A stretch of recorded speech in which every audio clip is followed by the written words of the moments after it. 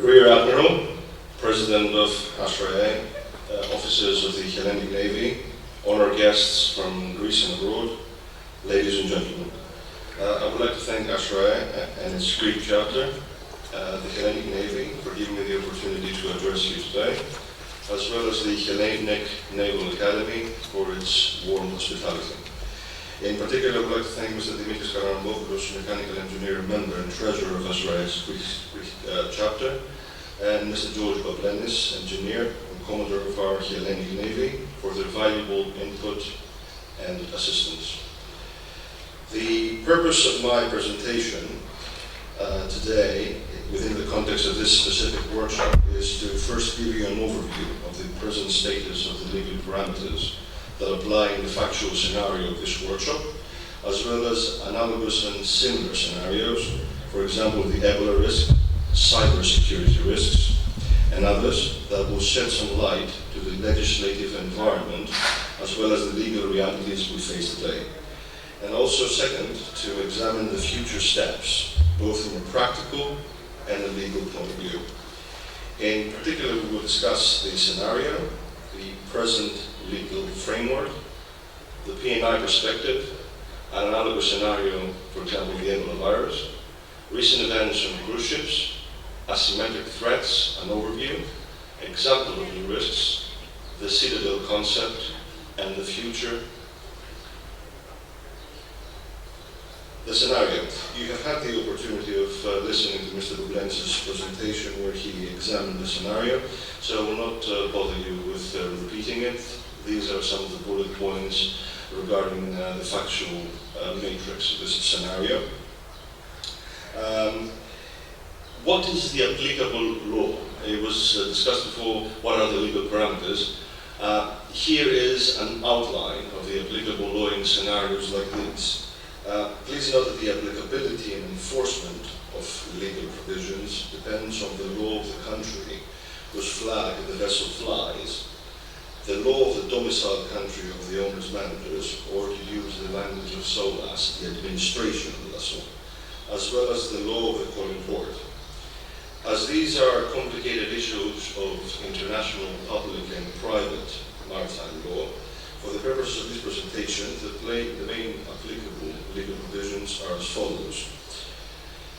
It's the International Convention for the Safety of Life at Sea, SOLA 74, which was adopted in our country on 25th of April 1980. It's the International Ship and Port Facility Security Code, or so-called the ISPS Code, adopted in Greece on the 1st of July 2004. Regulation 725/2004 of the European Community on enhancing port and ship facility security, adopted in Greece on the 1st of July 2005. The Container Security Initiative, CSI, which is an agreement between the European Union and the United States, which was adopted in Greece on the 28th of April 2004.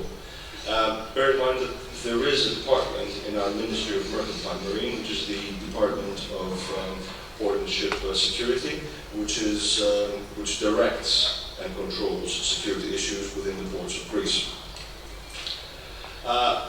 Let me start with SOLAS, the International Convention for Safety of Life at Sea, is International Maritime Safety Treaty. It is a convention which is signed by 159 countries, representing about 99% of flag states. Let me give you some of the relevant provisions from a security point of view. It ensures that ships flagged by signatory states comply with minimum safety standards in construction, equipment, and crucially, operation. SOLAS adopted the ISPS Code on the 12th of December 2002 and inserts a new Chapter 11-2 regarding special measures to enhance maritime security. SOLAS applies to passenger ships, which is the subject vessel of this scenario, cargo ships, mobile offshore drilling units, and port facilities. It does not apply to warships. SOLAS discusses ships' compliance with the safety level set by the contracting state in the port, that the ship shall be provided with ship security alert system activated in the case the ship is under threat or is compromised, That is crucial. The ship's master is responsible for the safety of the ship and cannot be constrained by ship owners from taking relevant action. And the ship must provide access to authorized officers to perform control and security measures. The above provisions apply to port facilities as well.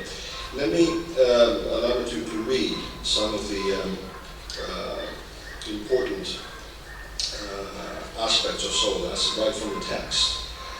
For example, in Regulation 4, SOLAS dictates that prior to entering a port, or whilst in a port within the territory of the contracting state, a ship shall comply with the requirements for the security level set by that contracting state. If such security level is higher than the security level set by the administration of the ship, ships shall respond without undue delay, that's critical, to any change to a higher security level. This is about responsiveness. This is about the responsiveness of the ship and its crew. Where the ship is not in compliance with the requirements of this chapter of the ISPS Code, or cannot comply with the requirements of the security level set by the administration or by another contracting government, then the ship shall notify the appropriate competent authority prior to conducting the ship or port interface prior to entering the port. As we discussed before, all ships shall be provided with a ship security alert system, and this system shall be capable of being activated from the navigation bridge and at least one other location. This is important about the citadel concept that was heard before and we will examine in a few minutes. And also to conform to performance standards not inferior to those adopted by the organization. Threats to ships.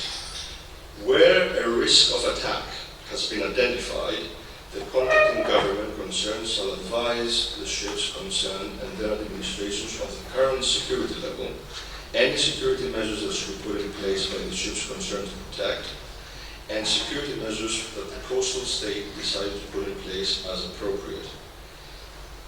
And let me also comment on and read on the master's discretion for ship safety and security, which was referred to before. The master shall not be constrained by the company, the charterers, or any other person from taking or executing any decision which in his professional judgment of the master is necessary to maintain the safety and security of the ship. This includes denial of access to persons except those identified as duly authorized by a contracting government or their effects, and refusal to load cargo, including containers or other closed cargo transport units. About control ships in port, such controls should be limited to verifying that there is on board a valid international ships security certificate or a valid interim certificate, and that there are clear grounds for believing that the ship is not in compliance, then there will be measures. And that brings us on to the ISPS code, which is the critical code regarding security nowadays.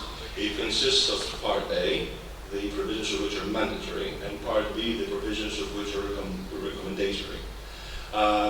Regulation 75/2004 made certain provisions of Part B of ISPS code compulsory for EU member states.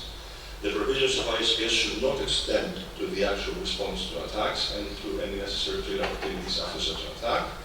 The objective of ISPS is to establish an international framework involving cooperation between the contracting states to detect security threats and take preventive measures against security incidents affecting ships or port facilities. The important IS provisions are applicable to passenger ships, as in the scenario. It discusses about ship security and ship security levels. I will come to that. The ship security assessment, the ship security plan, access to the ship, the restricted areas on the ship, which is close to the citadel concept that we were discussing in this workshop, monitoring the security of the ship, maintaining records about the duties and acts of the company security officer and those of the ship security officer. And it's about also training, drills and exercises on ship security, verification and certification for ships. The same provisions, of course, apply to the ports. Let me also read some of the important, in my opinion, aspects of ISPS. About declaration of security. Contracting governments have determined when a declaration of security is required by assessing the risk the ship and port interface or ship-to-ship activity poses to persons, property, or the environment. What about the obligations of the ship-owning company? The company shall ensure that the ship security plan contains a clear statement emphasizing the master's authority. The company shall establish in the ship security plan that the master has the overriding authority and responsibility to make decisions with respect to the safety and security of the ship and to request the assistance of the company or of any contracting government as may be necessary. Ship security.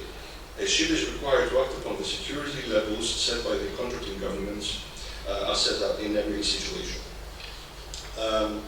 About the ship security plan. Each ship shall carry on board a ship security plan approved by the administration. The plan shall make provisions for 3 security levels as defined in this part of the code. The security levels are number 1, number 2, and number 3. Greece, as we speak, is based upon security number 1, security level number 1. About the ship security officer. This could be any officer on the vessel. And his duties are, amongst other things, the following. A ship security officer shall be designated in each ship. His responsibilities are not limited to undertaking regular security inspections of the ship to ensure the appropriate security measures are obtained, maintaining and supervising the implementation of the ship security plan, including any amendments to the plan, coordinating the security aspects of the handling of cargo and ship stores, and proposing modifications to the ship security plan. With regards to this specific scenario, I would like also to mention the aspects of access to the ship, which are critical. The ship security plan should establish the security measures covering all means of access to the ship identified in the ship security assessment. This includes any access ladders, access gangways, access ramps, access doors, side scuttles, windows and ports, mooring lines, arc and chains, cranes and hoisting gear. For each of these, the SSP should identify the appropriate locations where access restrictions or prohibitions should be applied for each security level. The SSP should establish for each security level the means of identification required to allow access to the ship and for individuals to remain in the ship without challenge. This may involve developing an appropriate identification system for permanent and temporary identifications for ship's personnel and visitors respectively.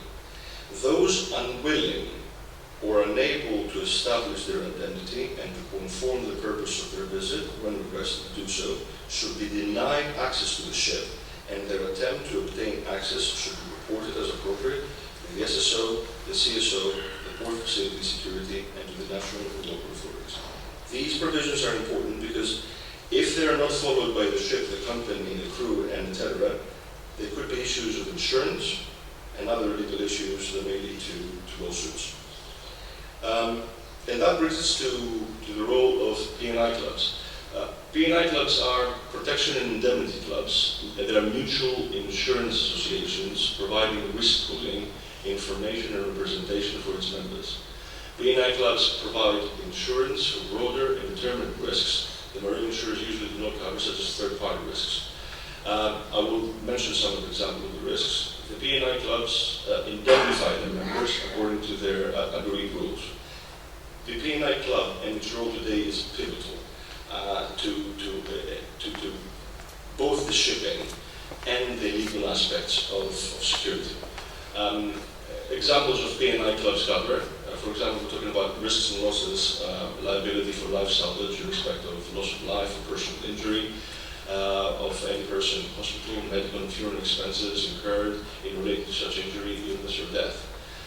It's about liability to pay damages or compensation to passengers on board an empty ship arising as a consequence of a casualty to that ship, including the cost of forward passengers to destination or return to port for location and maintenance passengers ashore. Casualties have been defined as an incident involving threat to life, health and safety of passengers. Now, there are, of course, as in every other insurance cover, there are, of course, losses that may be excluded. That depends on the rules of each P&I club and the individual agreement with the membership owner. There may be no right of recovery if the incident giving rise to liability was caused by any hostile act by or against the claiming power or any act of terrorism and nuclear risks. Some clubs may cover it, some clubs may not. But that brings us to what is terrorism. There are all sorts of different definitions, and this issue became the subject of an extensive legal and reinsurance debate since the attack on the World Trade Center on September 11, 2001, when the attacks on the Twin Towers were described as an act of war. Now, an act of war is legally, and from an insurance point of view, different than an act of terrorism. So let's see, for example, some definitions from the US, UK, and the Greek insurance law point of view. In Section 102 of the Terrorism Risk Insurance Act of the US, we read, in this title, the following definitions shall apply. Act of terrorism. The term act of terrorism means any act that is certified by the Secretary in concurrence with the Secretary of State and the Attorney General of the United States. To be an act of terrorism, to be a violent act, or an act that is dangerous to human life, property, or infrastructure. To have resulted in damage within the United States or outside of the United States in case of an air carrier or vessel described in paragraph 5b, or the premises of a United States mission, for example, and to have been committed by an individual or individuals as part of an effort to coerce the civilian population of the United States or to influence the policy or affect the conduct of the United States government by coercion. Limitation. No act shall be certified by the Secretary as an act of terrorism if the act is committed as part of a course of war, so this is the distinction, declared by Congress, except by that this clause shall not apply with respect to any coverage for workers' compensation. And crucially, property and casualty insurance losses resulting from the act in the aggregate will not exceed $5 million. Determination is final. Any certification or determination not to certify an act as an act of terrorism under this paragraph shall be final and shall not be subject to judicial review. So it will not be open to the courts, to go to the courts, apply to the courts as to what is an act of terrorism or not. Non-delegation. The Secretary may not delegate or designate to any other officer, employee, or person any determination in this paragraph whether during the effective period of the program an act of terrorism has occurred. The term affiliate means, with respect to an insurer, any entity that controls or is controlled by common control with the insurer. Let's examine now the position in the UK. In England, Scotland, and Wales, terrorism insurance for commercial properties is provided by insurers participating in the pool reinsurance company called Pool Re scheme, which was set up in conjunction with the UK government in 1993 following a series of attacks that took place in Northern Ireland. Insurers participating in this scheme must pay losses up to an individually determined threshold, and anything exceeding this can be claimed upon reserves accumulated by the insurance industry on a mutual basis.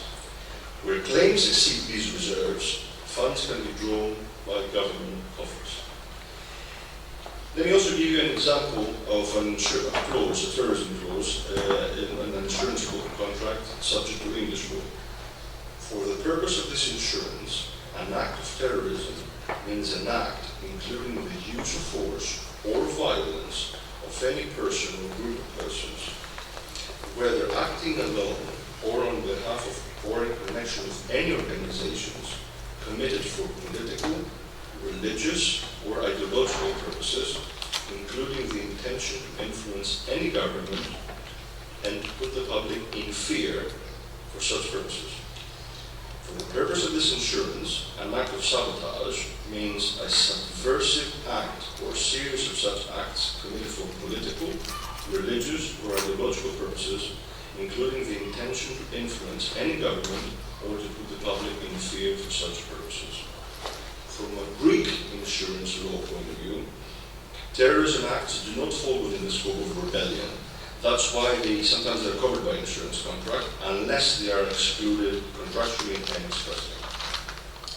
The contractual exclusion, which is the most usual, is posed by insurance terms, where it is given the definition that the terrorism act as an act of individuals or groups of individuals who act either alone or in cooperation with another organization or government for political, ideological, religious, or national purposes, or in order to influence a legal or de facto authority or government, or in order to intimidate the population, independently to the fact that it might have taken place during political agitations, rebellions, manifestation, or strike.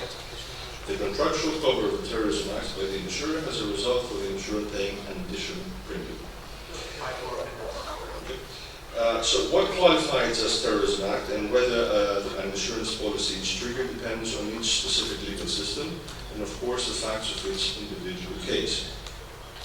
Now let's turn to the Ebola virus, which provides a good recent example of a similar situation to the scenario in this workshop and how P&I clubs advise or direct the members when faced with such a situation.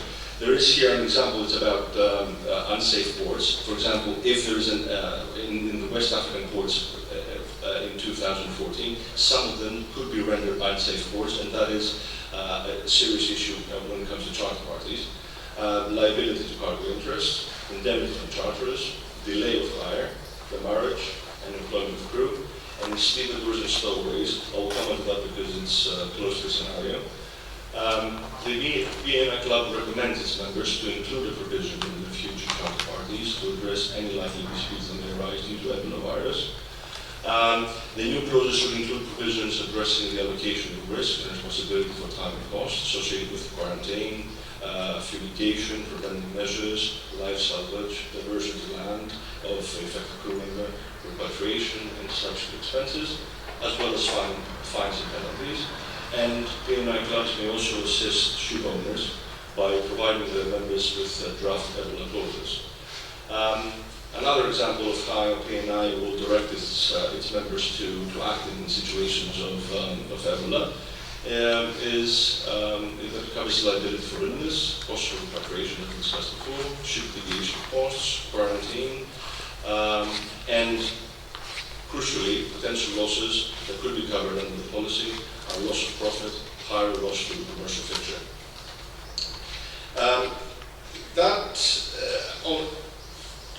Before we come into some of the events of the ships, I would like to read you what the P&I Club said about stevedores and stowaways in Ebola situations.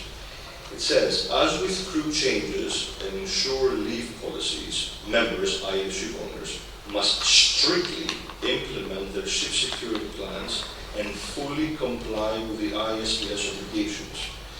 Cargoes traditionally shipped to most West African ports are break bulk, such as bagged rice or bagged sugar. As such, cargoes are loaded, discharged by local stevedores who come on board the vessel.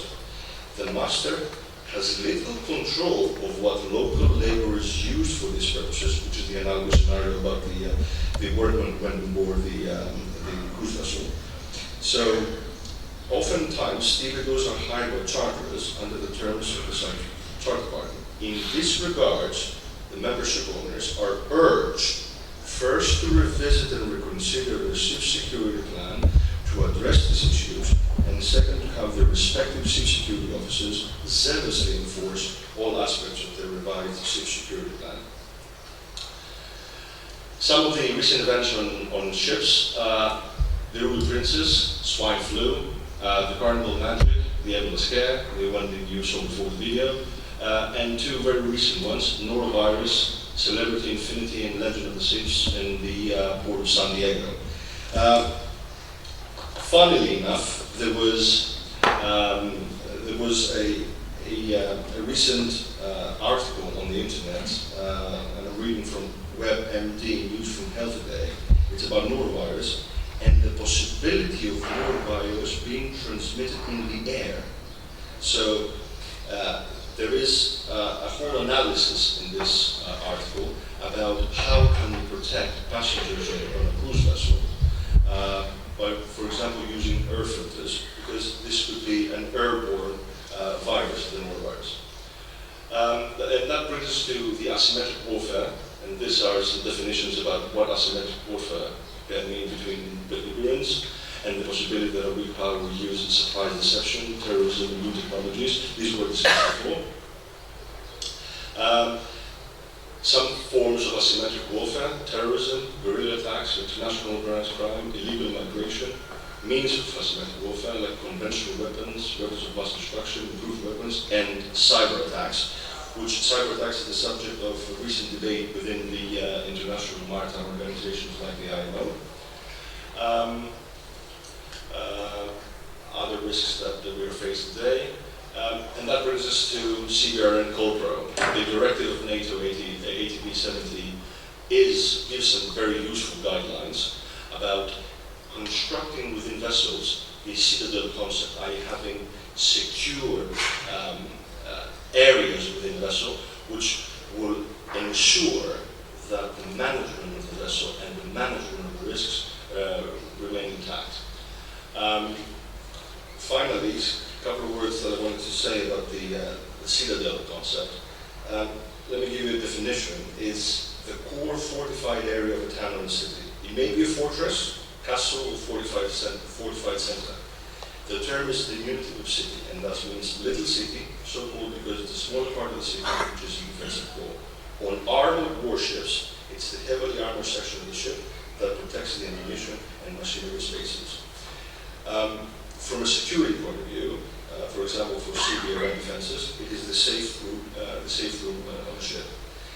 All this may lead to a new debate regarding the introduction of new security measures and equipment, which will eventually lead to the implementation of new statutes, conventions, new terms in shipping and insurance contracts in an effort to adapt to the needs and risk of a new asymmetric environment. And this should be the discussion that should be doing with the IMO and the other maritime organizations. Thank you very much. Have any questions from the audience?